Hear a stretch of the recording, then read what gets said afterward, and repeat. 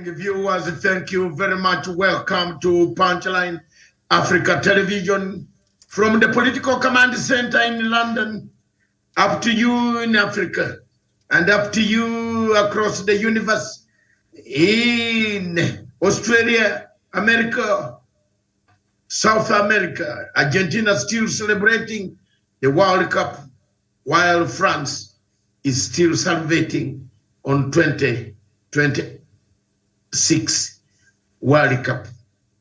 Maybe they will win it, but I don't think so. This cup is gone. Thank you very much, all of you. In Europe, it's just snow out. You look every direction is snow. People can't move. People can't. We are told to stay indoors because there is nothing that you can do outside. In case your car stops outside and stalls in the snow, there's no fire brigade, there's no police, there's no doctor, no nurse. That's the problem you have now. That is the state of affairs as far as situation in Europe is concerned. Back in Africa, God blessed us with quite plenty of things, but we still have so many questions to ask. And the questions that I want to ask here candidly as a human being are very serious questions. This show is Matsanga's show, one of the frameworks, the new modus operandi that we are going to be interrogating African issues that touch Africa. If I can get the link, I will be very happy. The studios in Nairobi, so that I can forward this link to the people that want to see the link. Tough questions come with tough answers. Tough answers must be answered, must be given to the people of Africa. What went wrong? What has gone wrong? Is Africa the way it is? Why is Africa again causing ripples? Why are people worried about this Africa? The great Africa, is it a scramble? Are we scrambling for this great Africa? Everything that works around the United Nations General Assembly, everything that works around the United Security Council, Africa. Africa is inside. There is nowhere where Africa has escaped the condemnation that we see. There is nowhere where Africa is safe. Where can we place our Africa? Today, in this topic, I will be looking at Africa. What is it that is making Africa recognized on the platform? The tough questions. I have set a number of questions, and this number of questions will be answered by us, by me, and my colleague who has joined me today on this 23rd day of December before Jesus Christ is born. And this is our last Friday show for before Christmas. We shall return on 27th. But meanwhile there, keep in touch with Punchline Africa Television. Always enjoy our programs. There will be, our television will be playing repeat programs. Just go online, Google what you want, and play it. Here I am, Dr. David Matsanga, the host from London. And across in Nairobi, Kenya, today the seat looks empty. But Alphonse Wanda Wesonga is going to fill us with the hectic life, how people are running up and down to escape the queues in shops, supermarkets, bus park, taxi parks. Above all, drink. No, drink water while driving. When you arrive, drink alcohol. You can drink your alcohol in your house. I want to ask people who are going, a tough question here. Those who are going for Christmas, is the goat that you are going to slaughter there running away? No. Is the food that you are going to eat running away? No. Why should drivers, your own driver, your own vehicle, with your own children in the vehicle, then you decide to drive very fast? Where are you going? You are going home. The food is there. The bed is there. The mattress is there. The water is there. Why are you rushing? I always tell my friends who drive very fast. I have a general friend who drives very, very fast. I don't want to mention his name here, but let me send this clip for him to hear what I'm talking about. That every time I go to his car, I feel insecure because of his speed. He says, no, I will drive slowly. I say, no. I always feel insecure. And this friend of mine, his speed is very fast. See, we are not in competition. We are not driving for a rally. You are going home. You are going for a holiday. You are going for a holiday in Mombasa. Even if you drive at 40 kilometers per hour, it will take you 7 to 8 hours to arrive safely in Mombasa. Yes. Whom are you competing with? Is your car? Is your life? Is your children? Is your wife in the car? And those people who have a habit, I want to add a voice to your Minister of Internal Security. I saw him from TV where I am in London. I saw him broadcasting, telling people to be careful to drink. Please don't drink at all. Those who stop on those places, on the roads in Uganda, you stop in Namamvi and you global 10 bottles that you are showing off. You have got a new car. You have got a new girlfriend. You have got a new person you are going to show in the village. One day you smiling because it looks that you have got a new girlfriend. You are smiling. You are going to show to the village. You might not reach there because you are stopping to drink alcohol. You are killing yourself. You might not stop. You might not reach that destination. Why do you drink alcohol and drive? Drink water. Then there are those also who play music, that they are inciting, they are welcoming. They have children in the car. They pollute their children's brains. They are playing loud music. Whom are you playing music for? What is the word music?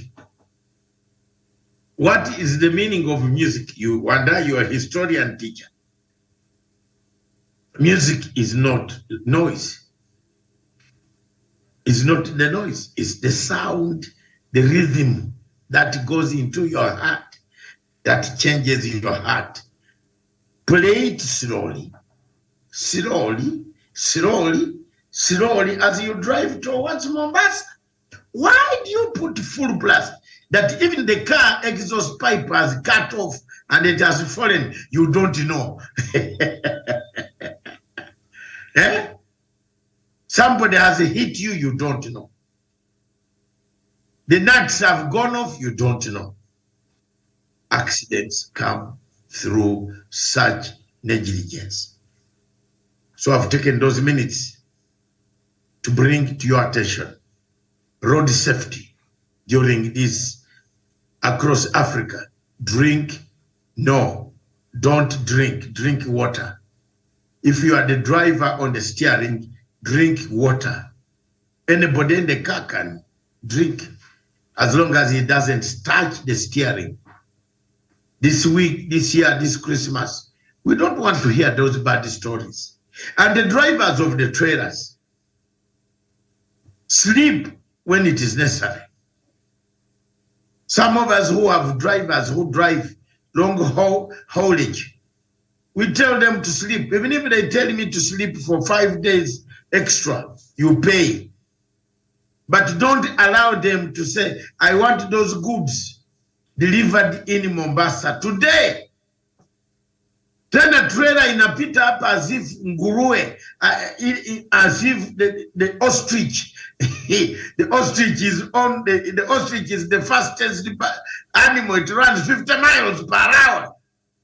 Trailer inapita, woo! Any car it finds on the way, it kills the people. Those drivers are exhausted. Fatigue is caught up with them. Don't kill people on the road. Rest when possible.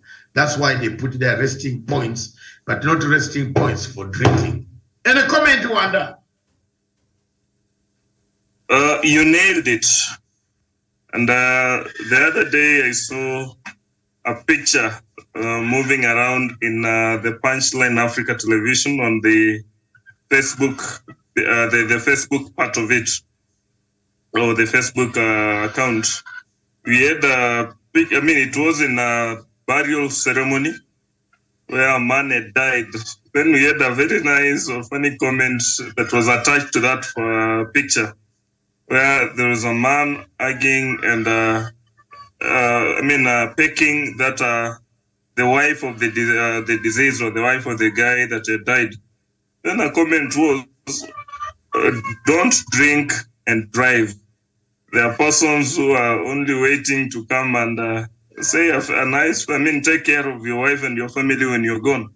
Therefore, you just nailed it, that drinking should not take your life when you're driving. So drive when you're sober, take time, rest, because it's not okay to lose life just because you didn't sleep, just because you're taking some liquor, then you decided to go and drive. That is reckless, irresponsible, and we can do better, or people can do better than that. And therefore, you nailed it. Thank you very much. Good morning, Africa. Good morning, all of you. The tough questions. Question number 1. The tough question facing Africa today is the question of failed coups. Several countries in Africa in 2022 and 2021 have faced military coups and coup d'etats. People attempted coups that have been successful. What is happening in this Africa? Is it the military growing impatient with the underperformance of governments, civilian governments?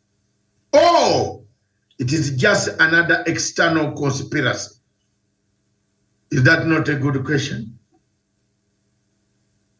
Is that not a good question?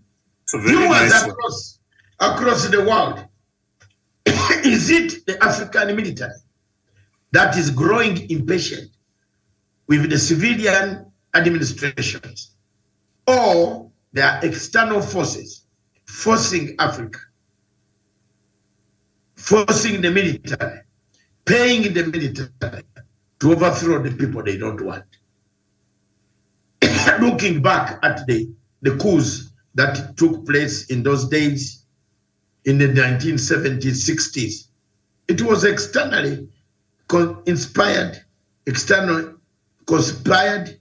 Conspiracies came from outside. Either if you are on the Cold War line like a Kwame Nkrumah, the first coup that took place in Africa.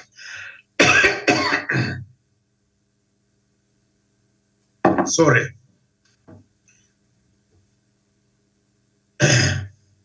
That took place in Africa. It was inspired by or conspired by the British systems and the Americans, who viewed Kwame Nkrumah as a communist. And if a communist was allowed to come to influence Africa, Africa will go the communist way and there will be no capitalism on the continent of Africa. They came and overthrew Kwame Nkrumah. He is no more, he's gone. That is the basis of the coups of those days. Cold War syndrome. Is this coming back? Wanda. A very nice question indeed. Indeed, it is a tough question. But when you look into Africa, we have had a history of attempted coups and successful coups in quite a number of African nations. You've seen African leaders, some of them or some of our nations, the government being overthrown, and in most cases, in all these cases, it is a military coup. It's not just politicians doing it, but it is a coup that comes with military. And a very notorious case in Africa are the Francophone nations. But when you look into the Francophone nations and the nations that have that France doesn't have an interest in them, they are the very nations that have been having serious issues when it comes to coups. Now, the only thing that I look into and feel like it's not just it's not from the moon, or it's not just from anywhere. That when you look into these nations that are having issues with military attempted coups or coups, most of these nations are having foreign military camps or the foreign military bases. And the leaders that are doing these coups, most of them have an association with those, with either the former colonial masters. Like when you look into countries like Mali, like in 2020, Mali had an attempted coup. When you look at such a country, then you realize it has a history with France. And when you look into the Sahel region, the entire Sahel region, we have quite a number of French military camps in those regions. Therefore, it is not by accident. It's not just a coincidence that such happens. And at times I feel like it's not that our military are the ones who are just doing it from nowhere. If I'm told we call them the disciplined forces, then the disciplined forces should have a proper procedure of handling things in a disciplined manner. Therefore, as I yield for now, I'll look at this and analyze this history of African coups. Then I'll be very interested to know how comes that these countries that are having the foreign military bases, they're the ones that are having these coups. And how come this government toppling or the overthrow of these governments are staged by the military? And this military, when you track down the history, the leadership are in one way or the other associated with the military camps from foreign lands. Therefore, I look at it and feel like there is a hand from outside that is doing all this. Therefore, it's not just African making, it's not our military making, but it has something to do with what they are being promised after successful coup. Dr. Masanga.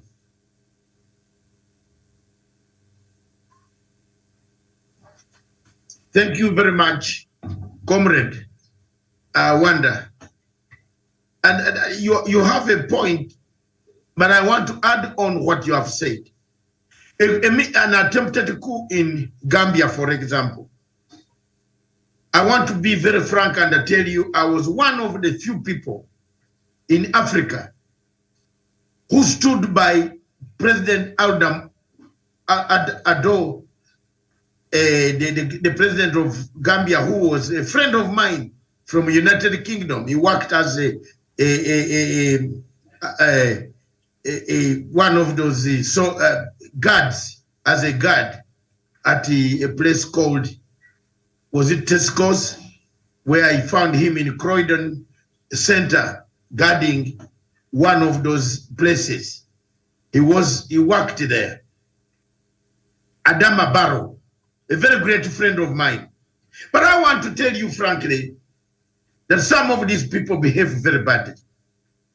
I fought so hard in order to give Gambians access. If you look at the clips, if the production team was all full of them, they will bring you clips of Mathanga fighting for the liberation of Gambia from Yaya Jammeh, General Yaya Jammeh. I took a satellite phone, 2 satellite phones into Gambia in order to broadcast information out, because I had lots of Gambian friends, including him. But when this man got power in Gambia, he has never even said, thank you very much. He has never even given us a 1 cents dollar, a dollar, to say you did very well, Adama Barrow. And his tactics of listening to external forces, you have a point there. Can somebody explain to me why we have Senegalese army stationed in Banjul? The government of Senegal, using ECOWAS, under the auspices of ECOWAS, they went and overthrew President General Yaya Jammeh. But they stayed there. They continued to manipulate. Gambia is not a French-speaking country. Senegal is a French-speaking country. The two parties cannot be together all the time. So you have a point there that the coup could be influenced by the British-trained alliance of soldiers within the military who would like to see that Gambia does not sway into Francophone-speaking nations. Because the influence of Senegalese troops who marched in all the way from Dakar into Gambia, threatening to throw out Yaya, is still a very big influence. It is like when Tanzanians, when we came from Tanzania, in 1978, Museveni, Oito Jok, Okteto Okero, ourselves, Museveni was in Fronasa. History must be talked to people. The people of Africa must understand these backgrounds. Museveni was a member of Fronasa. His group was Fronasa. Our group was Chikosi Maalum 208 KJ. Some of us still have our numbers. One of the things to get a good soldier is ask him for his number. Chikosi Maalum that went, we split from Tukula. Chikosi Maalum went straight to capture the city, Kampala. Fronasa went eastwards through Chikagati to go and capture Mbarara, Byantonde, Ishaga, Ishara, Nyabushodzi, Mbarara, that side. That's the axis.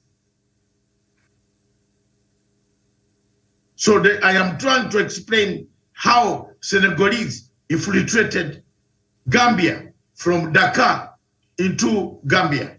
So the influence is strong. Tanzanians wielded a lot of influence in 1978. People married them. People had children with them. Some of us have unknown children. Ugandans have unknown children who have disappeared with Tanzanian ladies who were in the army. So there was a lot of intermarriage. Influence always comes from foreign bases that are influenced. That's the point you were trying to make. And the question, the tough question is, are the soldiers, and still the question remains, are the soldiers not happy with the civilians? How many African countries were soldiers? How many African countries where coups are loading? How many African countries where coups are in making? How many? Look at yourself across the continent of Africa. Ask yourself, am I safe? Are you doing things that could bring you a coup? That is what we do here in Punchline Africa Television. We have no regrets. We tell what is called the truth. We educate you. If you are treating your nationals badly, change your behavior. If you are going for recrimination, change your behavior. Because military people are military people. Anywhere. In Europe, you don't go to the barracks and play with them. They will beat you up. Where there are human rights, you can't go to a barracks in Britain and start insulting because you think it's a disciplined army. They will arrest you without giving you, breaking one of the ribs. They will break your ribs. Military is military anywhere on earth. They have discipline, but don't cross their line. Otherwise, they will come for you. Ladies and gentlemen, that was the tough question. I and Wanda, we tried to ask the question. I asked the question. Why is it that the military in Africa has become impatient?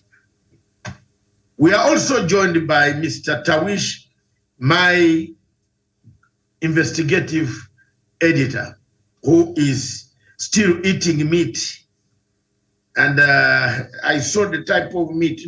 Wanda, did you see the type of meat that our friend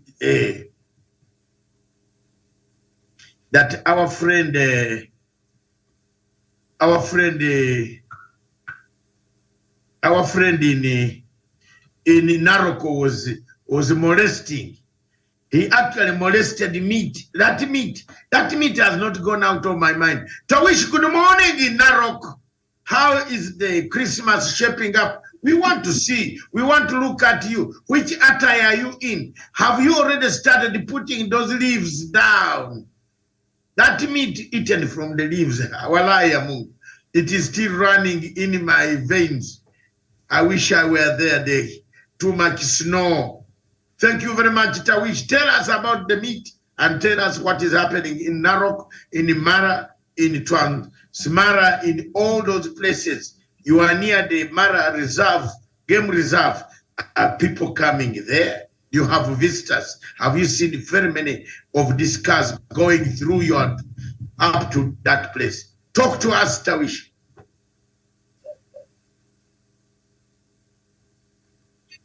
A very good morning indeed, Dr. Masanga. Good morning to my friend Wanda, and of course, good morning also to our viewers who are watching our program here in Kenya, Africa, and the rest of the world.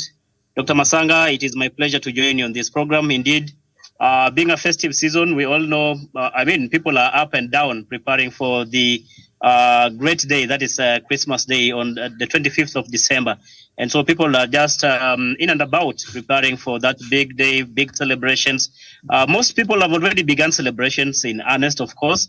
No, why don't you say most of us? Why don't you say most of us have already started? Because, I kicked off mine earlier enough, Dr. Masanga. Tawish, yes. We are displaying the meat. Can we display it again? Let's display the meat that you are resting. My dear, this meat, Wanda, my stomach was full.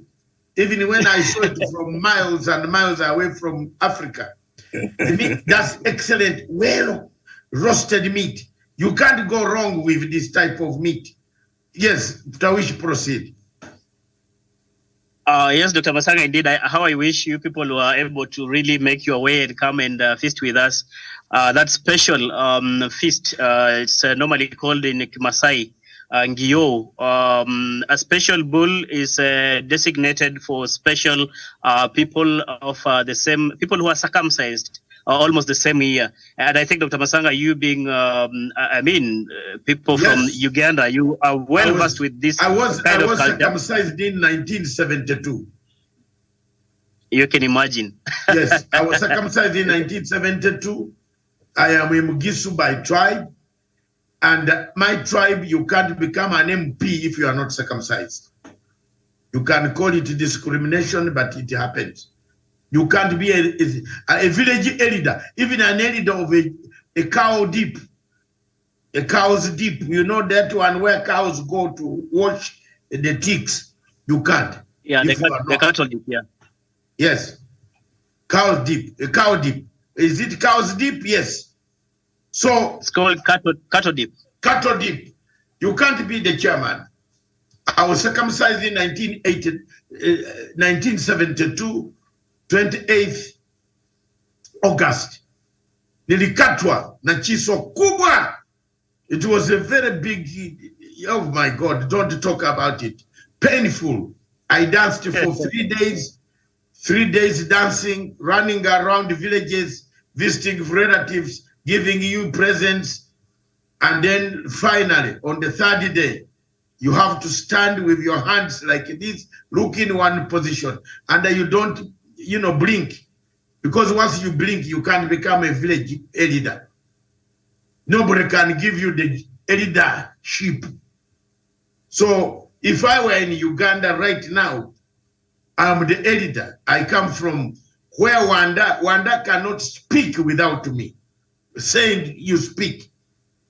Wanda knows that very well. By our culture, and that name Wanda, you can't speak without me. Very true. Yes, I am from the village of Umukuka, the king of the Bagisu Bamasaba, which produces the Wakina Mudavadi and the Wetangula. Have you ever seen Mudavadi insult me? He can insult at all, but not me. Because if he tries me, I just kneel down and face Mount Elgon, and that's the head. He will run Kazap here. It's a curse. It's true. If you cannot be born on that mountain, our children must face, every child who wakes up in the morning must face the mountain. And you test your child, a boy, whether he will be very good boy in the future. One day you know what I mean by him facing the mountain. That Dawish Lenana came from Masai. Masai is the name of Bagisu, where I come from. Masaba had several women, several wives, and produced Chintu, produced Masai, where you have the warrior Lenana, who came on generation upon generation, the Mumia of Mumias, the king Mumia, the leader, the chief Mumia, who rebelled against us, came and settled in Mumias, is our tree. And this is what children don't want to listen to. Some of them yap around on Facebook because you have found Facebook. Some of us did exams on typewriter. My thesis was written on typewriter. My certificate, Tawish, does not read Uganda Certificate of Education. My certificate is East African Certificate of Education in conjunction with the University of Oxford. Wanda, don't kill me. This and Wanda, Tawish, today is a happy day for us to Tawish, don't kill me. But I didn't study Okundipe. I did not. My book was J.A. Bright. That's why, Tawish, I think you have seen my mastery of English language in writing. And I like the way you have actually copied my type of style of writing. Tawish, I give you the credit. The Shakespearean type of writing. Yes, I did. Thank you, Dr. Shakespeare. Some people today that I have got a degree from Nairobi University, but when you ask him who was Shakespeare, he can't explain. Wanda, you teach students every day. There are people who can't explain what Shakespeare is, who he is. Even if you ask him, Okonkwo, who was Okonko. He can't say, oh, Okonko is from Luoland in Siaya. So, education. The question is Africa. This television tends to teach people the tribe, the customs, the working relationship of families, the politics. Why does the army in Africa, therefore, Tawish, become impatient? Tough question to you, Tawish. Thank you so much, Dr. And right to your question, foremostly, I do not think that there's any constitution in the African continent which allows the military, for example, to be impartial. In fact, it expressly dictates that the military are political.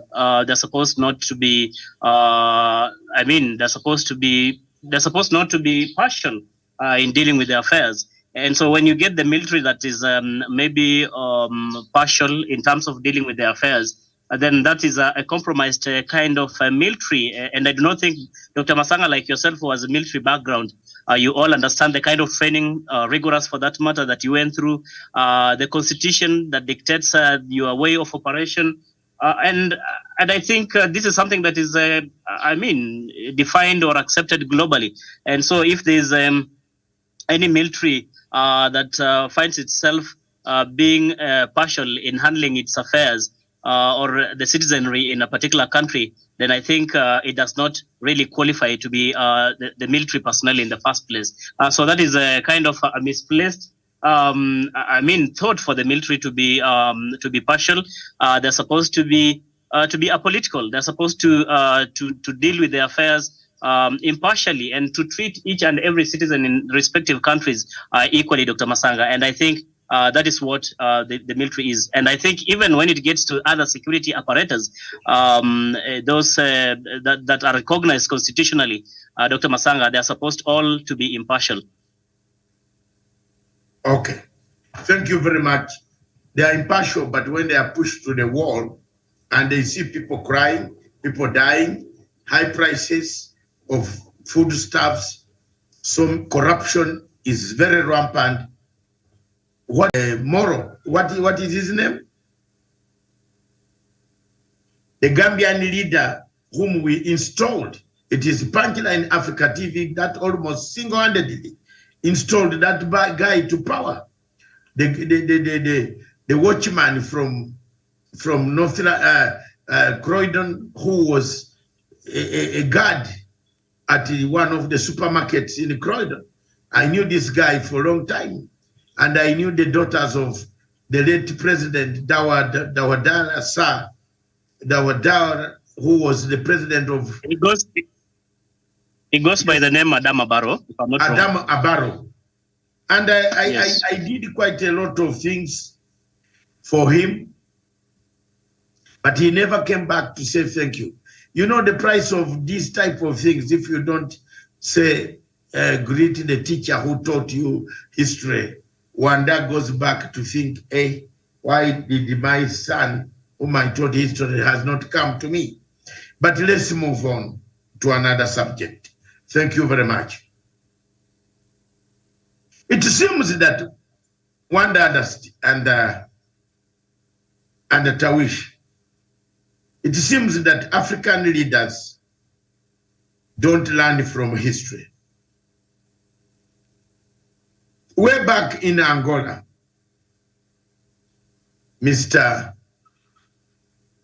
a gentleman by name Jonas Savimbi. Jonas Savimbi became a very, very important and a key factor in the history of Africa, political Africa. Mr. Savimbi was a darling of the West. He did all the work, the jobs. Savimbi was all the time doing the work, the jobs of the Western powers. America gave him money, America gave him logistics, funded him, gave him arms to kill Angolans, fellow Angolans. But time came when the Americans turned on Savimbi, forgot all about Savimbi, until Savimbi died like a poor man or a poor mouse, church mouse that dies poor when the priests always collect the money.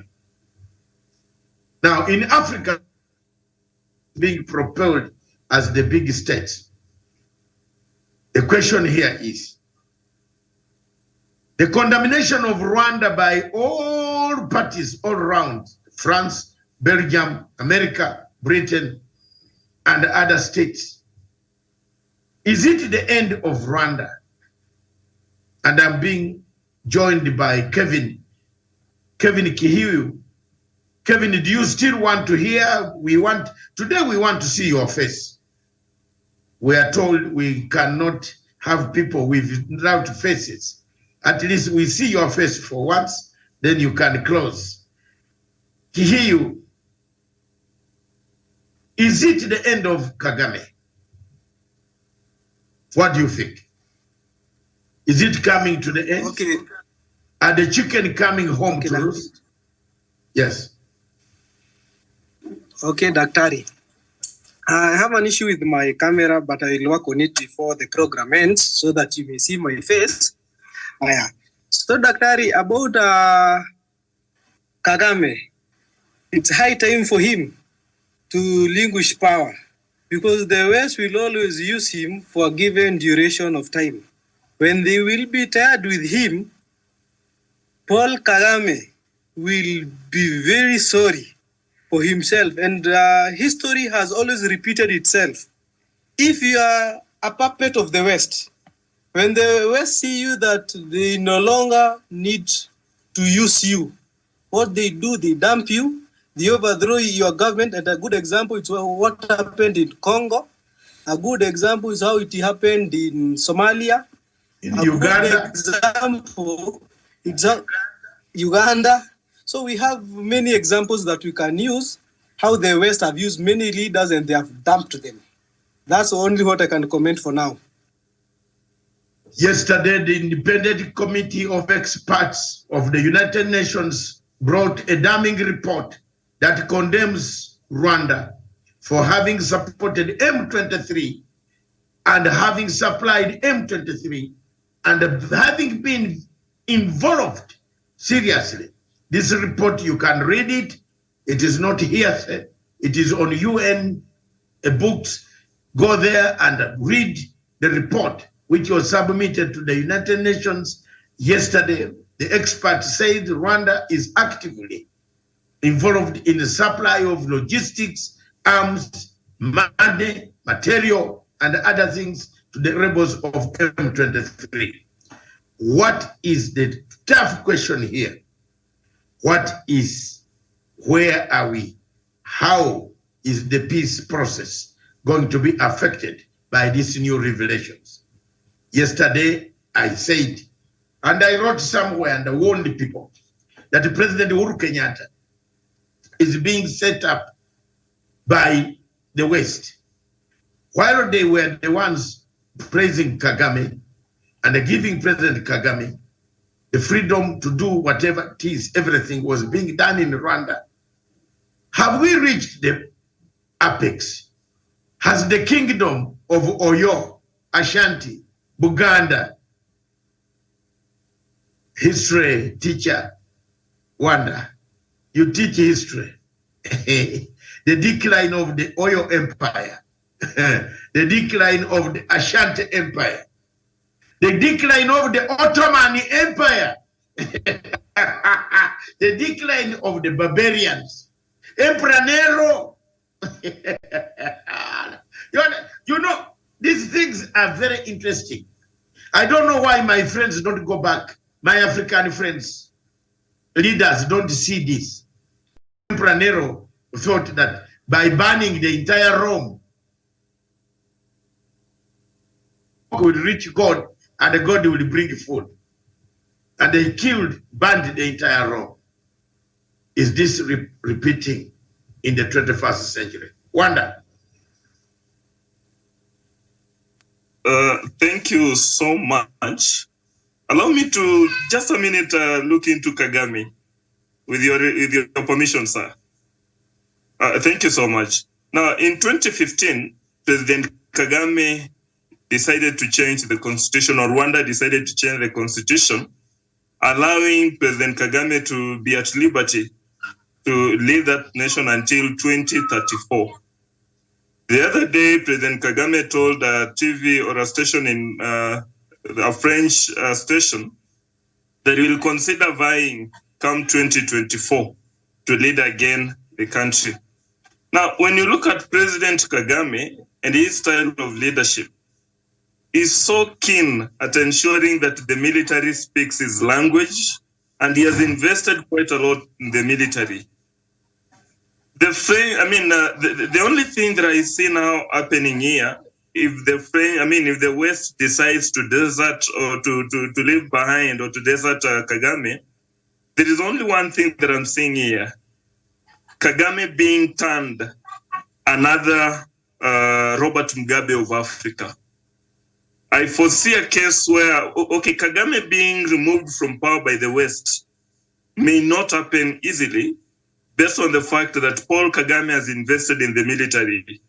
He has his own sons in the military and probably is reading from the same book that President Museveni has been reading from. That when you look into the leadership of Paul Kagame, is in one way or the other trying to design a leadership style of President Museveni. That today, when you look into the history of Uganda, it is quite obvious that General Muhoozi is likely to take over from the leader of Uganda. When you go to Rwanda, almost the same thing is now happening, that the sons are now getting into military, and chances are, President Paul Kagame will want to invest so much in the military, in the sense that in the case that he's not there, his sons will still be able to do it. And therefore, the only thing that I see here happening in Rwanda is that Paul Kagame may be deserted by the West, but he will not be toppled. He will not be removed from power.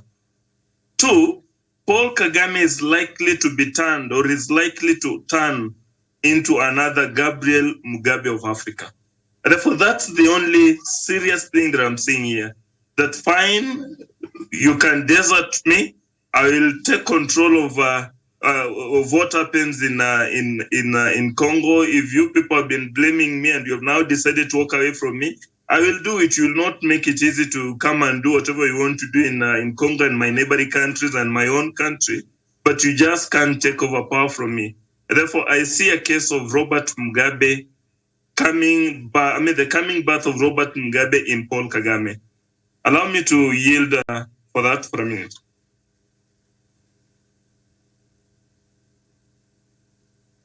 Dr. Masanga.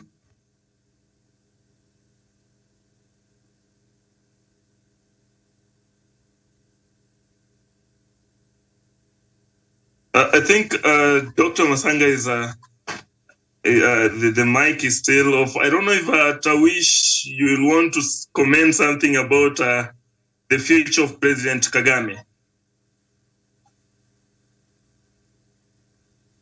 As Dr. Masanga probably clears with what he's doing. Oh, he's not, Tawish is not here with us. Dr. Masanga?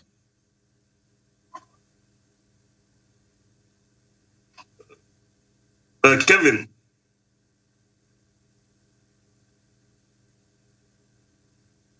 Kevin, you can hear me?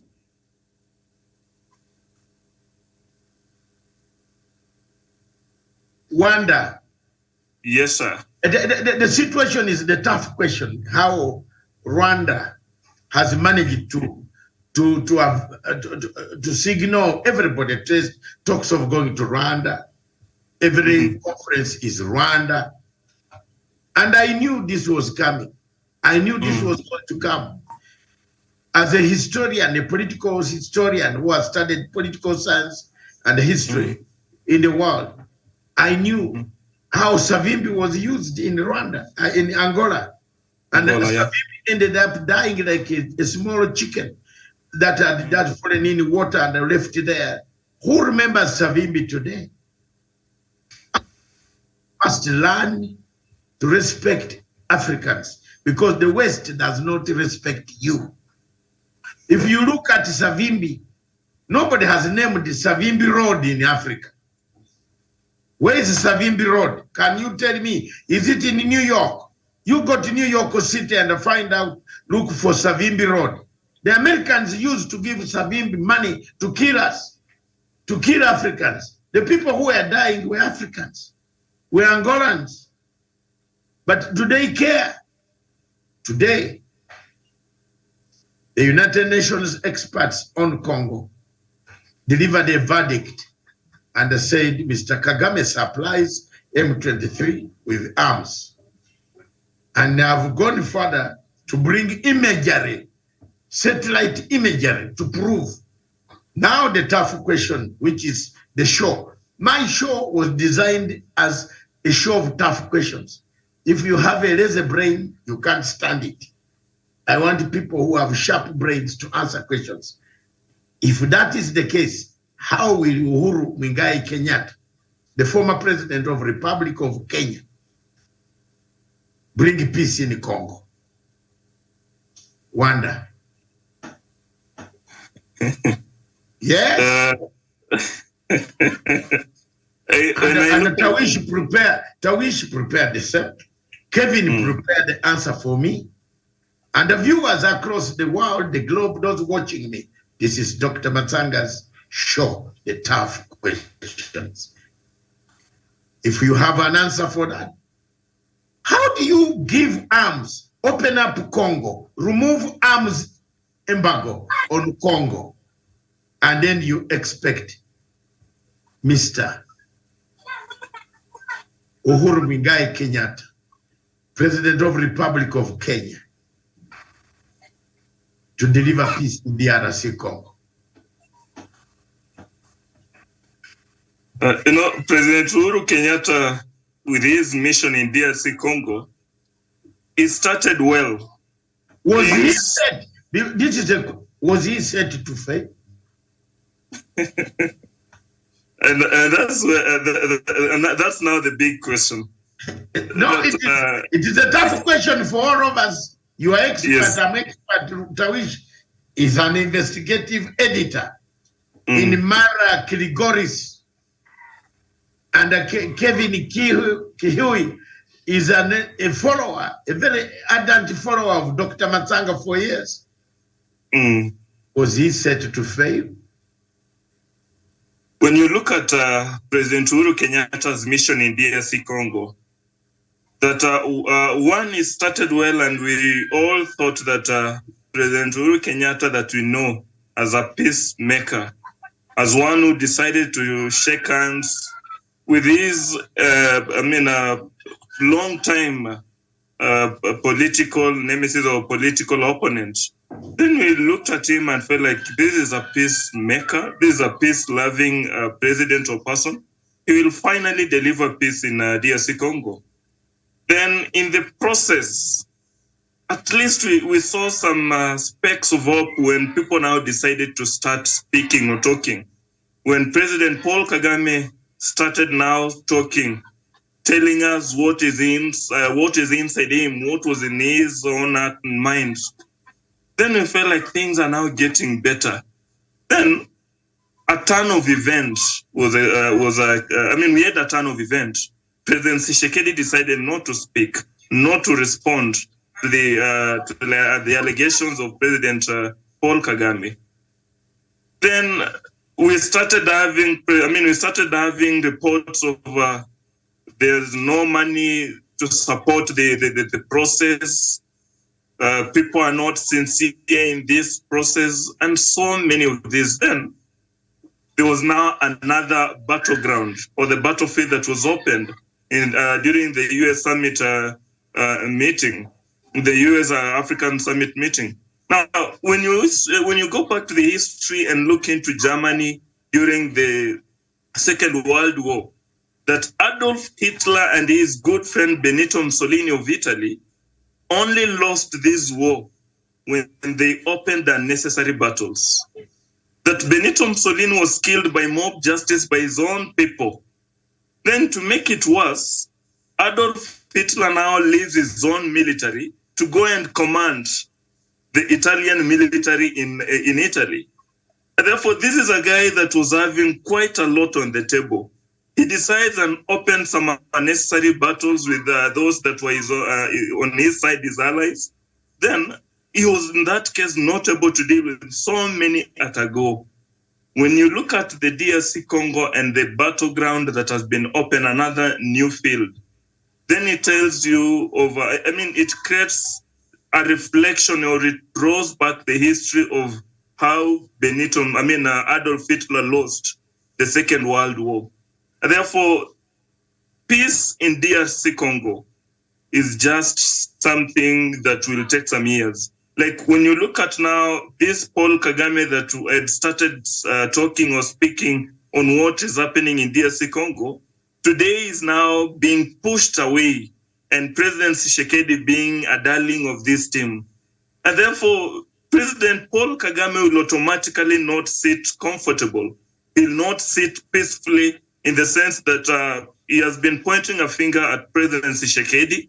Now, President Tshisekedi is being seen as a darling, as a friend of the West, while Paul Kagame is being pushed aside. And therefore, when he comes back home now, President Paul Kagame will not see eye to eye with President Tshisekedi. And therefore, that is already another problem, that you have now decided to go outside there, then are now the bad one, you're the good one. Therefore, for any case that Paul Kagame is put sanctions to, is subjected to sanctions, President Kagame will want to retaliate, or will want to react. And his reactions will be, you will now not be at peace. When you can remember his banana leaves story, President Kagame will not be pushed, and the peace mission in Rwanda has opened another ground or battlefield. And in this case, the peace process will need now to take another shift. If not, then President Uhuru Kenyatta is being skinned alive in this mission. And if President Uhuru Kenyatta will completely fail in this mission, then it is someone is now trying to tell us that when President Kagame, Uhuru, that you thought is an expert, has failed in this, then forget about it. Don't even imagine that we'll have another expert that will come in and miraculously bring peace in DRC Congo. Therefore, I feel Wanda, from Yes, your sir. analysis, as I go to Tawish, from your analysis, what can bring peace in Congo? How do we bring peace in Congo? Do you question, and I'll give you answers A, B, C, D. Do you, one, go for a military solution? Two, go a negotiated all-round table, which brings all the leaders, the 9 states that surround DRC Congo? C, do you rearrange Congo? D, none of those. What is the answer? I'll go for rearranging Congo. That's you. the issue that we have. Thank you very much. You have only one answer. I'll tell you whether you are right or wrong later. Tawish, before I come to Kevin, you are learning a few things. Do you rearrange Congo? Do you send a military all throughout, vanquish everybody? The vanquished will remain subjects and win a battle. Or Thank you so much. Yes. go on. Thank you so much, Dr.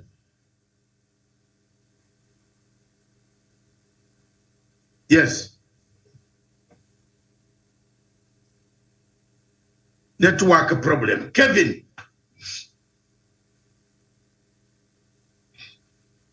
Okay, Daktari. I gave you 4 options. What? Our beloved President Uhuru. Oh, we need, according to my.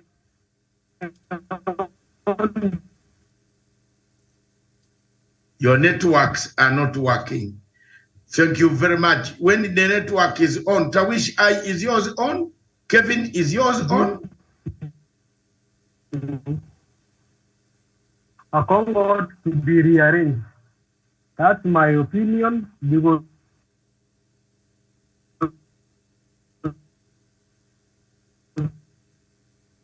we can't hear you, Kevin. We can't hear you. Yes, my network is on. Hello, Daktari.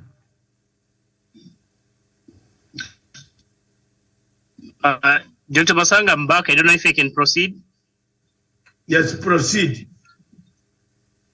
Sorry about that interruption, Dr. Masanga. I was basically saying that President Uhuru Kenyatta is a man who is equal to the task. Is a man who has, vast experience when it comes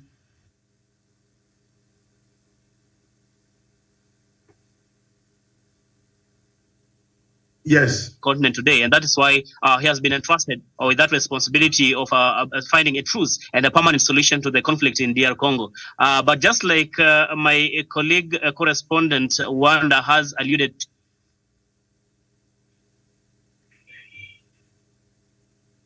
to him, especially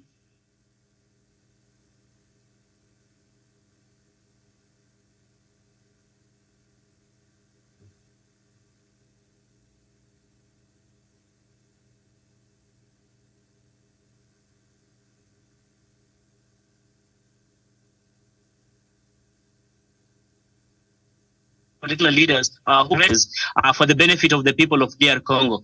Because by the end of the day, Dr. Masanga, I do not think it's really a very, it's a very good scene, seeing people fighting and killing each other, displacement of, civilians every now and then, cutting off, even services to these particular regions, Dr. Masanga. It is very, very ugly scenes we continue to experience and see. And if President Paul Kagame, President Tshisekedi, and others who are involved can really find within their hearts a reason to sit down and iron out any or whatsoever differences they may be having so that we get a permanent solution to this conflict, Dr. Masanga. But as to President Uhuru Kenyatta, the person I know, is a man who is very committed and determined really to pursue this matter to logical conclusion, to make sure that the people of DR Congo can really find a solution to this crisis. And more so, when it comes to the issue of the M23 rebels also, of course, who are terrorizing civilians in those parts of Congo, can also be brought on board and see how they can be incorporated. The issue of disarmament, the issue of rearranging Congo can then come in. But we cannot do this if there are external forces when neighboring countries which are supposed to support and give aid to Rwanda's administration in as far as this conflict is concerned, are also behind the scene doing the incomprehensible by supporting the M23 rebels and not maybe even giving an ear to those that are overseeing the negotiations and the peace process in this particular conflict. So, Dr. Masanga, it's a very big indictment on part of President Paul Kagame, but more so also to President Tshisekedi, that there's much they can do to sacrifice and make sure that we find a permanent solution to this conflict. This grandstanding and antagonism is going to take us nowhere. When they agree to sit down and have a discussion and find a solution to this crisis, then the whole of DR Congo can be rearranged so that people can settle down and get to doing their business and building their country to prosperity, Dr. Masanga. So I think those are some of the things that we can really keep focus on. But President Uhuru Kenyatta should also not feel blackmailed. He should not. His spirit must not be dampened because of this grandstanding by these particular players. Rather, he should feel emboldened. He should pursue this matter to logical conclusion, because, again, it will be a big trophy for President Uhuru Kenyatta and even for the people of the continent of Africa that DR Congo has been able to, at long last, find that sustainable peace. Daktari, I yield the mic. Thank you very much. You yield the mic at a time when I asked the questions. What are the solutions? Solution number one, Do we dismember? Before you yield the mic, do we rearrange Congo? Do we send in military? Do we do a peace process or none of those?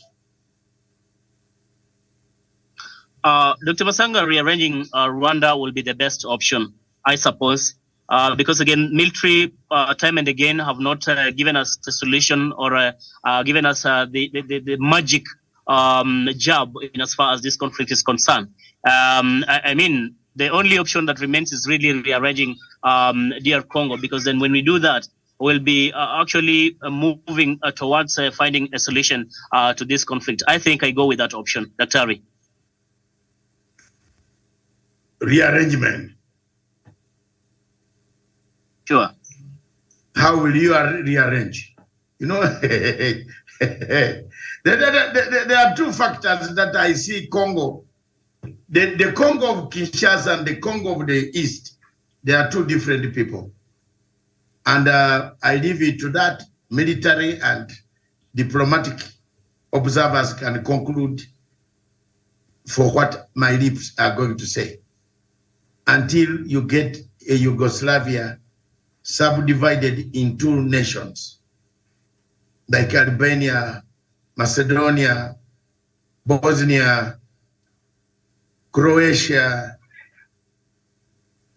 Serbia, peace will never come in the Great Lakes region and the region and Africa as a whole. Thank you. Kevin, are you back? Tawish, so far 3 of us agree rearrangement. Kevin, do you also agree on rearrangement of Congo? Yes, Dr. Ari, I'm back. I do still support the rearrangement formula, whereby in DRC Congo, if we don't rearrange Congo, Congo will have no peace. And the reason why Congo will have no peace, it's because of its minerals that it has. The East wants those minerals and the West still needs those minerals. So the corrupt entity in Congo, it's so deep-rooted, whereby if we don't rearrange Congo, the crisis in Congo will never end. So the best way to go forward now is to rearrange Congo, not the military perspective, not the democratic perspective, but rearranging Congo as a whole. That's my say, Dr. Ari.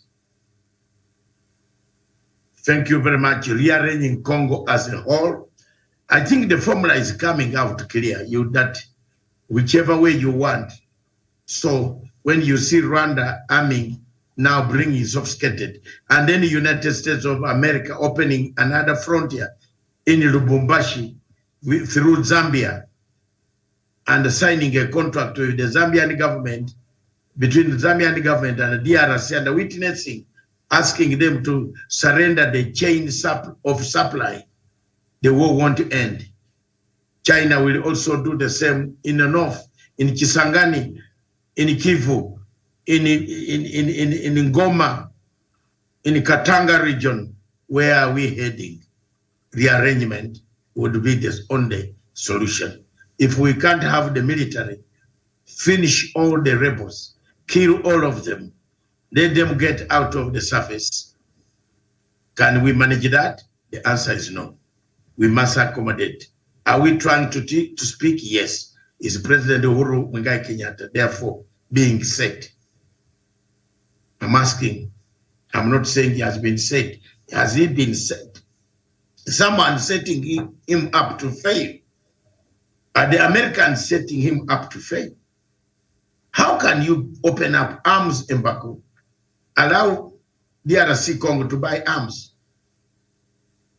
at this hour, when already arms are being ferried, when already we have airfields which are not on Google Map? If you wake up and come out of Congo, and then the signal in Entebbe can pick you up one day, you are lucky. If you wake up with your plane and you have carried 100 kilos or 2,000 kilos of diamond, and the plane picks you up in one of the airports nearby in Kigali or in Arua or in Entebbe, you are very lucky. You have got the money. Is this the country we want in Africa? Think twice. Look at the version of Africa we want. Whew. Are we making progress here, Wanda? Is our topic becoming sweet? Have you seen the questions that I told you I would set? Are we not changing the models of TV? Instead of having program reading prompter, reading, no. We want students who have brains, and we want people who come to our TV, whether they are 2 or 3 or 5, they have brains. We are not teaching people the English way, that the television should be the news read by Dr. David Masanga. No, we want to discuss. We want to understand comparative politics. Yugoslavia versus DRC Congo. That is the television we want in Africa. Not a television that gets money, that milks the people, but it doesn't give the people what they want. My mode of television, and I want to ask the people of Africa, help me, support me in this television. Support me to educate people, to bring up an education, a free TV for educating people, students who might miss classes, who have no prayer, but they have bundles. They can open up. We are not quarreling with each other. We are not insulting anybody. Elections and other things in Africa happen and go, but history does not go away. Many students so far have got the number to 425. Wanda, we are going to begin teaching. From February 2nd, we shall be teaching 2 classes in a week, particular subjects. If you want to join to become a student yourself, you will be linked up to a university in the United Kingdom, where you'll do your exams. That will come special, and you'll be awarded your degree. Pro bono. We are not seeking anybody. We are just trying to give information, evidence, facts about Congo. Experts have written a report. It's not Masanga. And Mr. Kagame should not be annoyed with Masanga, because I'm his friend. But I'm now reading the report which is worrying me, of supply, logistics, equipping, materially, while digging the minerals of Congo. Someone has changed. All of a sudden, Belgium is on him, against him. The French are against him. The Americans are against him. He said, I told you, Tony Blair is not a man you should bring near your country. Tawish, Wanda, isn't it 3 weeks ago when I said it? Wanda supported me on this. Didn't I tell you that Tony Blair a contract near your country? I see him coming around your country. I laugh at times when I sit in London here and I watch. I laugh. You wait till you see. Wasn't Tony Blair not the one advising Kagame? Where have we ended now? If you have a lobby group that should lobby you, that lobby group should be able to advise you, to tell you the actions that you are taking on ABCD will bring you so many problems that will kill your country. If that lobby group does not do that, that's what we learned in universities. If you want to start a lobby group in Britain, you must have aims and objectives why you want that lobby group. You must teach. You must tell your client the truth, nothing but the truth. So here we have found ourselves at catch 22. May God help us. Thank you. Let's move on to our last topic. And the ladies and the gentlemen, our last topic touches the question of Christmas. And I'm going to ask this question candidly so that we also bring in some sense of humor. The cost of living across the globe, across the universe, the cost of living has risen in every part of the world and in every part of the country. All countries in the world have the same problem today. Why the anxiety then? The tough question is why the anxiety? Jesus was born 2,000 years ago, killed, is gone. Why is it that after 2,000 years, there is anxiety? Even when you are not a Christian, there is anxiety. I don't know what religion Wanda is, or Tawish, or Kevin. Kevin, all of you from your names, you signal to be Christians. But why is there anxiety if somebody was born? I'm asking a theologian. I saw a friend of mine who is a theologian, who asked whether he has a degree of theology. I saw something like that. Well, I don't have one on theology, but I'm asking one thing. This son who will be born on Sunday, why did the people hate him that after 4 months or 5 months, again we kill him?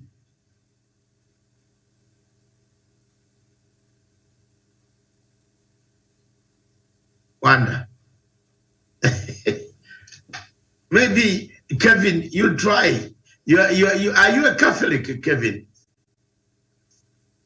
Not really. I'm a Protestant. You are Protestant, like me. Yeah. Anglican. In London here, I am an assistant warden of a church. I've been an assistant warden for 32 years in my church. I touch the money that comes from humble beginnings. When you collect that basket, you know the Anglican church, Wanda, don't say, this guy is blessed because he holds the basket. But I am the one who brings the biggest basket. Then all these small pockets that where you are putting your money, your pound, or 2 pounds, or even at times a hand. Some people don't want to show they have put a hand only. It is allowed.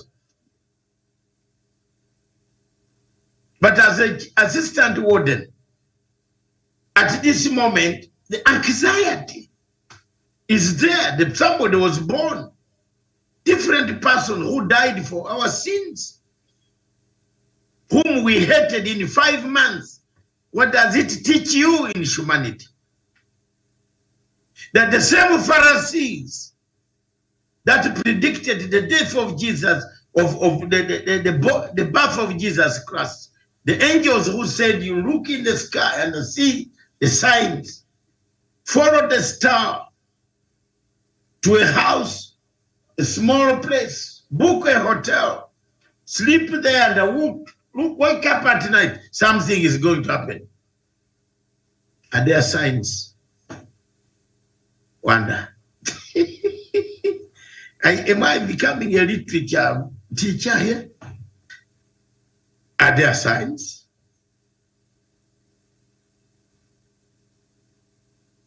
Wonder. Yes, sir.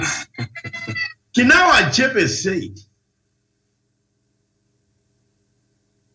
all of us come to your compound, not because the moon does not shine in our compounds, but we come to the compound because we feel we are brothers and sisters. Why is it then do we have anxiety when it comes to Christmas? Why don't we behave normally? And after Christmas, we behave abnormally. Tough questions. Try them. I want to see whether you will mention the word which is very important here. Thank you. When it comes to Christmas, and I remember when we were young, when it came to Christmas, we could sing, or we could have, we the kids outside there could start shouting in our own language. Then we could have those who could say "shkuku," then others could say Christmas. Therefore, the mood was all different. Therefore, and as you put it, that whenever it comes to Christmas, the moods are different. That's when people want to behave more saintly. Then as soon as it's gone, things are different. Therefore, I only look at this like the doctrine that was put in as the Christian or the religious doctrine. That the same way when you look into the other faith, that it doesn't matter so much to them, and therefore that feeling is not there. But to Christian, because of the doctrine, then they tend to carry it with quite, a lot of a lot of vigor, a lot of energy, a lot of seriousness. Therefore, I only look at the Christmas, the moods, and everything as a doctrine that was put in our people. Then that faith, that doctrine ended up promoting a certain religious faith in us. I'm equally an Anglican like Dr. Masanga. Therefore, you could have such kind of timings when even the kind of songs that we sing in the church, the kind of prayers that we recite in the church. Therefore, the mood is based on the doctrine. That's the much that I can only mention this, that it is the doctrine that has ended up defining quite a lot of the way we behave. And it is the same doctrine that you'll see people, this person is very violent, not a very good person, but because he's a Christian, any other time it's on a Sunday, they tend to behave differently. And with the Anglicans, we could even be told that you are not supposed to go on the Lord's table when you feel like your heart is not okay. Therefore, I'll all around call it like a Christian doctrine that has changed quite a lot of how we perceive Christmas and how we behave whenever it's Christmas time. I know. Come to the word. Sorry? There's a word I'm looking for. You have talked very well so far. You are there. What is it? Yeah. I look at it as simply a doctrine that is in us, that was planted in us. If you do away with it, then people will be just general. Christmas will just be general to them. Okay. Hold the fire. Tawish.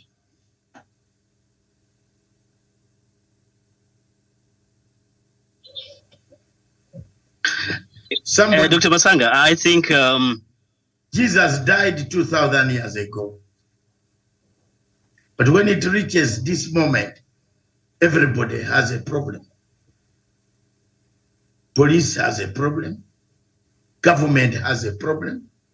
Wanda has a problem. Kim has a problem. Kevin has a problem. Matanga has a problem. The feeling of anxiety, the creation of conflict, conflicts in families, husbands leaving wives, wives leaving husbands. What is that? What has happened? What has changed?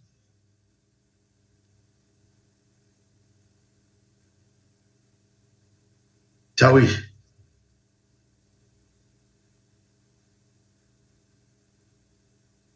Tawish. Okay, Kevin.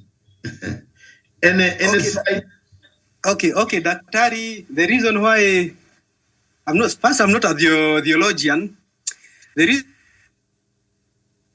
why we are excited about this Christmas, I would wish to quote a scholar by the name Karl Marx. Karl Marx stated that religion is an opium of the people, or an opium of the masses. And if you check the definition of an opium, it's a very addictive drug. Really, religion, to be precise, the Christianity religion to I, it has been very addictive, whereby when you have a Christian celebration, you find many Christians, that time they want to be holier than thou, that time they want to be closer to their maker because of the faith and the doctrine that you were fed in when you are growing up. That's the only thing that I can say for now. Okay, stay on the line. Wanda, open your box. And Kevin, listen to me. Tawish is gone. There's one word all of you are running around and you are not saying it. And it is here.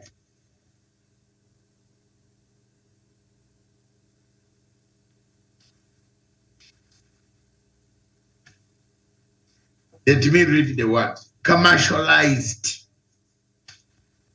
Commercialization of Christmas.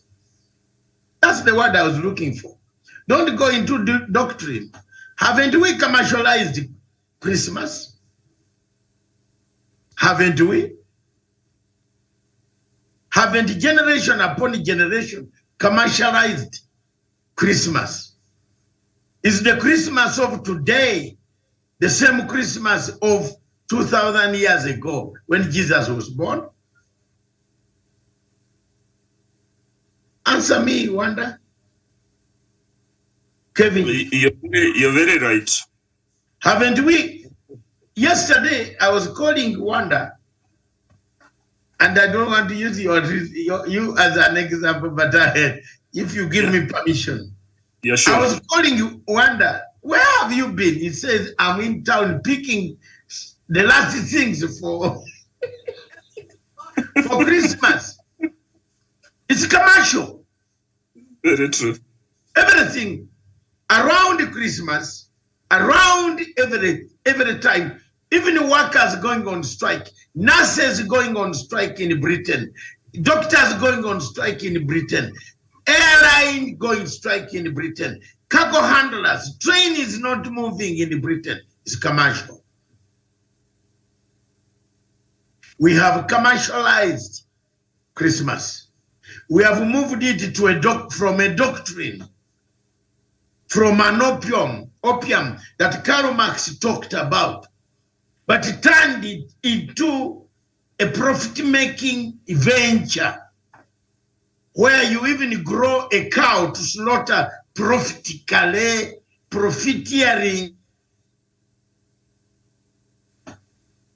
Hello, I'm talking Ugandan English here. How many of you in your farms would pick this clip in your family? How many of you are not arranging to do something different? Why? And yet Jesus was born in a manger. You remember the manger? The manger. Is it called manger? Yes. Is that correct English? Yes.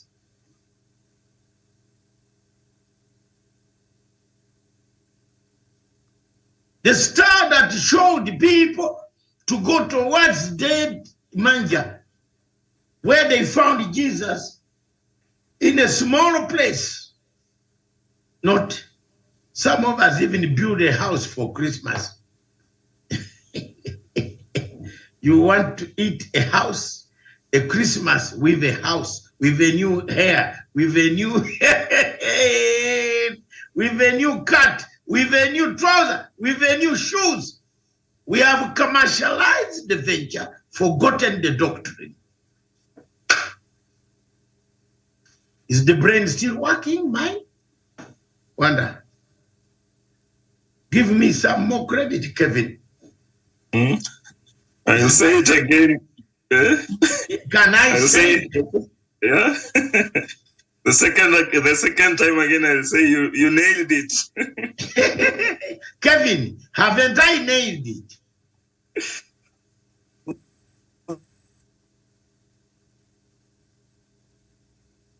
You have network problems, but I've nailed it.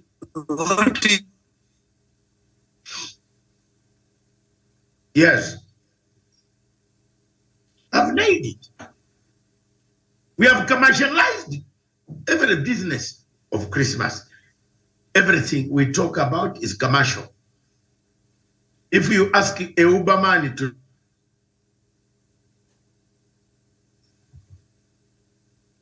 that instead of the usual charge, we are now charging £5 per kilometer. In London, it's double. With effect from today, now there is ice, it might be twice or thrice or four times commercial. It's the gain, it's exploitation. It's not religion anymore.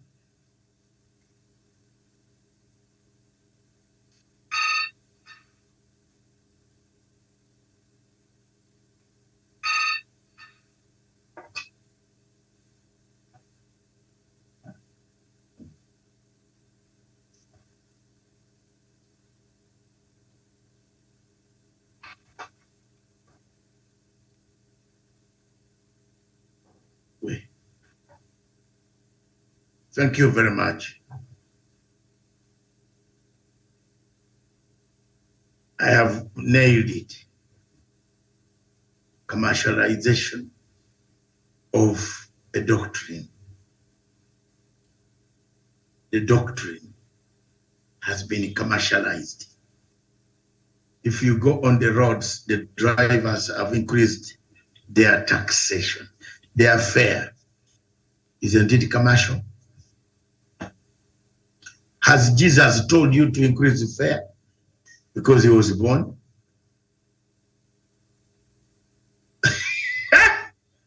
Kevin, did Jesus tell you to increase the fare?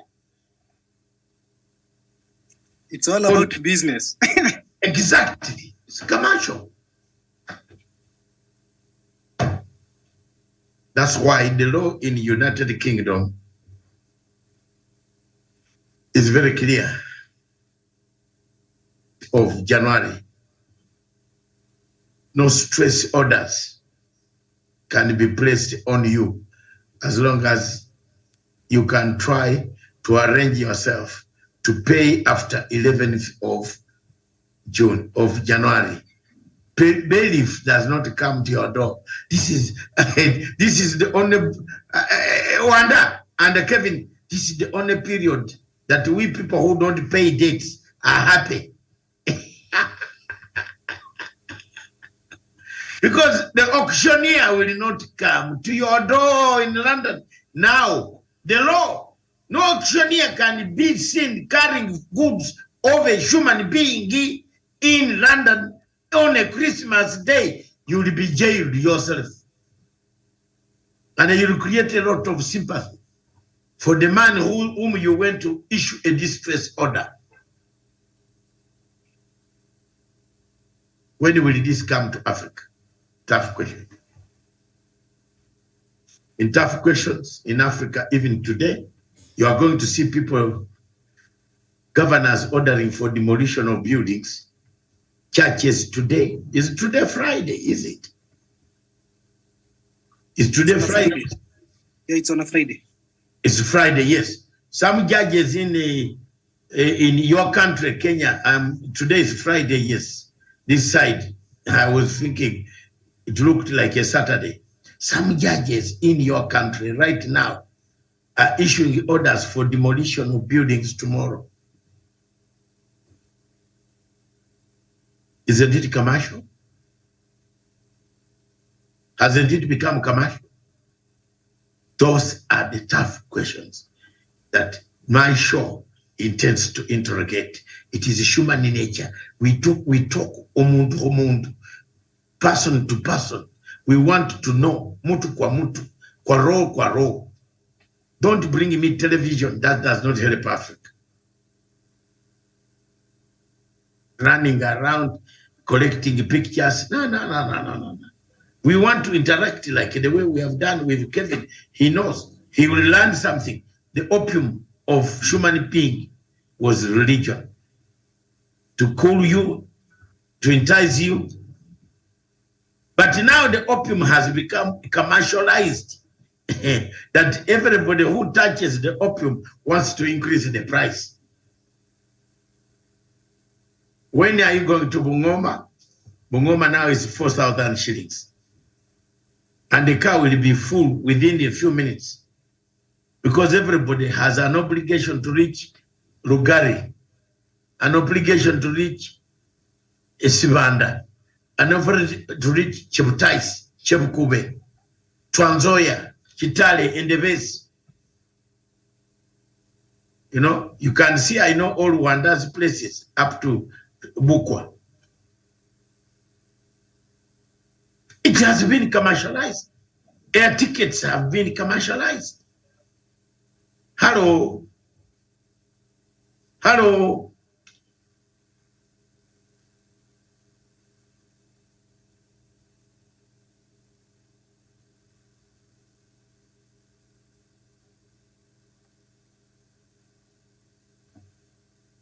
Thank you very much. The last is the events that are taking place in Uganda. The Daily Nation, Daily Monitor of Uganda today published a story where General Salim Saleh rubbishes the current talk of his nephew and the President Museveni. Wanda, you're a student of history of East Africa and you teach East Africa history. What do you think is going on? I want to hear your opinion without going into much details, because the expert of Uganda is not here today, Miriam or Gutu. I know everything, but I want to hear from you. Can I kindly ask you to repeat the question again, kindly? I'm saying today the Daily Monitor newspaper has a headline saying General Salim Saleh rubbishes what Muhoozi and Museveni have been saying and doing. What is going on? Now, the history of Uganda, and I know this one, I must be very sensitive and be very clear with what I say, because I am. So if it is very sensitive, clear, let's leave it. But let's make it, let's leave it for another day. Unless you want to make a peripheral comment. At least if I pick on an obvious comment, Yes. One, this is a general. And we know the kind of the leadership of Uganda. And you ask any other person who is keen and follows the history of Uganda, the history of Rwanda, the history of Burundi, the history, at least the history of a number of East African nations, this person will almost tell you that General Muhoozi will likely, not saying he will, but will most likely be the next president. Therefore, the only two things that I'll pick on it so that I don't go into very fine details. One, the general could try, probably is only trying to play around with people's mind so that we don't go ahead and say General Muhoozi was helped by the military to clinch power and the President Museveni. Therefore, the only thing that I'll only mention here is that the general or the leader is trying to play around with words so that whoever is not keen to read the history, look into the history, then the records that will be written in the books will paint different, or will paint that the masses, the people, the military is independent, does their things independently, their leadership is independent-minded. but in the actual sense, there is what you speak outside on the face of the television. Then there is what you speak in the room, inside. Inside where people are not seeing you. Dr. Masanga. Thank you. Kevin, any word? No, Doctor, you have not, because I've not been in a position to go through the daily monitor of Uganda. So it will be wrong. But you mention or to comment. You are an East African. You are an East African. You have been following what has been happening. Don't you think there is a worry there? You also saw the comments and the tweets that Muhoozi was making across East Africa. What's your comment? First and foremost, Uganda is not a democratic country. So has already been nice. So we are sure we'll take over from the Cup of Uganda by the name Museveni. So I think the issues of Uganda, let me leave it for Uganda people, because currently the people of Uganda is Africa. Don't run away from it. You see, I'm a Ugandan, but I've not run away from it. But one thing you are right, Kevin, we leave it to them, because I don't vote in Uganda. I only voted once, 1980. I've never voted. So whatever difficulties are in there are not my making. I brought back peace in that country, which they needed very much in northern Uganda. Whatever happens to them, if they break and change that peace, they have not been in a position.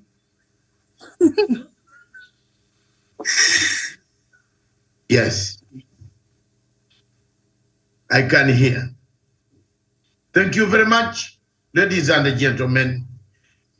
This marks our end of the shows before Christmas.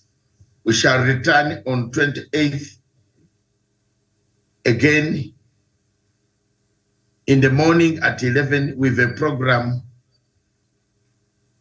which is very, very clear. And that program will be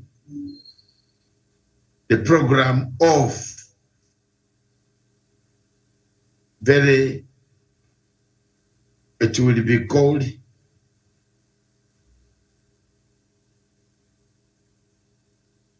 the program of the bold step. No, is it the bold step on Wednesday? Yeah, the bold step. No, the bold step was yesterday. There is another program that we always conduct on. We shall forward it to you. I want to take this opportunity to thank you, to wish you a Merry Christmas, all of you, and to give you all the necessary support, but don't commercialize Christmas. Just go and pray, use your Bible. Don't commercialize it. If your child is asking you for more than what you have, tell the child, I'm sorry, because you are going to need money for school fees. This is a month of conflict. After 27th next week, all families in the world will be quarreling. Some who spend too much, some who spend less, who did not guide, elopement, divorce, filing documents at the court, scandals, court with a hotel, court this, God, these are things. It's a time of conflict because we have commercialized Christmas. Christmas has become commercial.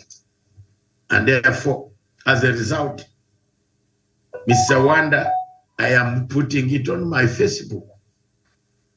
Why have we shifted from the original doctrine to commercialization of Christmas?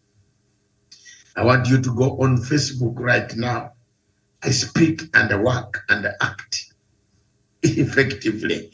Why today? Why have we why have we commercialized, departed from the doctrine of Christianity to commercialization?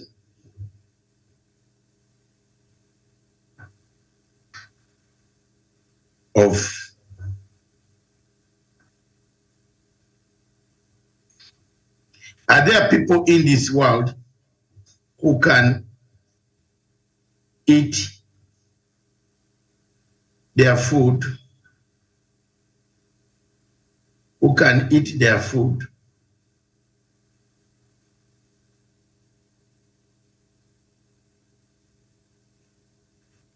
without buying a new clothes? One of the things I've not done myself for a long time, ladies and gentlemen, is to buy a new clothes for Christmas. It is their wonder. So be the first one.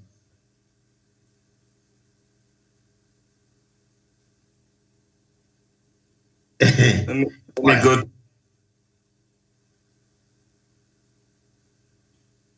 So thank you very much, all of you. Thank you for having attended. And Kevin, we look forward to seeing you on 28th. Stick with us slowly, until we reach the apex of freedom. Thank you very much. God bless you. God bless you, Wanda. I will be in touch. Thank you very much. Don't commercialize Christmas. There is time after Christmas. You will need everybody after Christmas. Thank you.